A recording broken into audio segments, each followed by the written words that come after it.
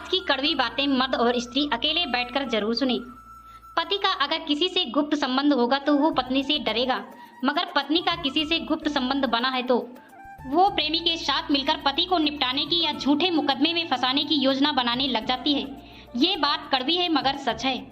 कुछ महिलाएं अपने छोटे भाई बहनों या छोटे बच्चों के साथ लेकर अपने प्रेमी से मिलने जाने वाली औरतें उनको भी अवैध संबंध और झूठ बोलने की ट्रेनिंग जाने अनजाने में दे रही होती है। औरत को चांद तारे की नहीं बल्कि सिर्फ और सिर्फ इज्जत और मोहब्बत की जरूरत होती है। यदि आप में जुनून की आग और मेहनत का धन जल रहा है तो लोगों के ताने तारीफों में बदल ही जाएंगे। जो औरतें अपने मायके से ट्यूशन लेती रहती हैं वो तलाक की डिग्री जरूर हासिल कर लेती हैं।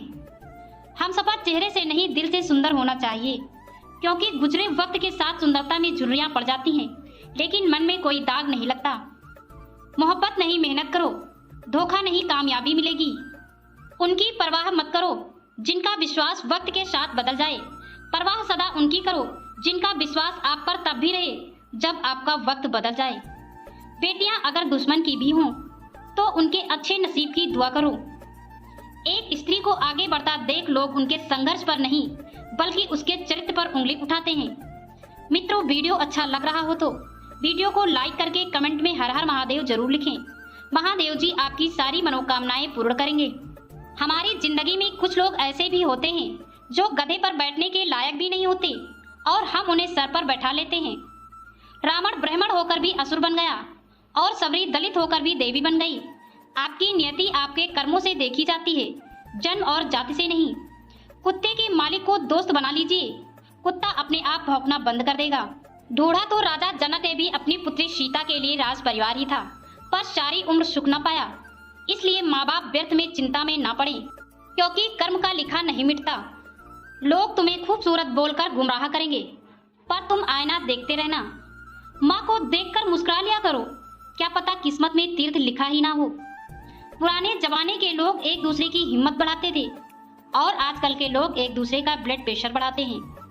जमाना एहसान की बात करता है, मगर सच्चाई तो ये है कि रिश्ते आज भी मतलब से जरूर होकर मतलब पर खत्म होते हैं। ये बात सत्य है।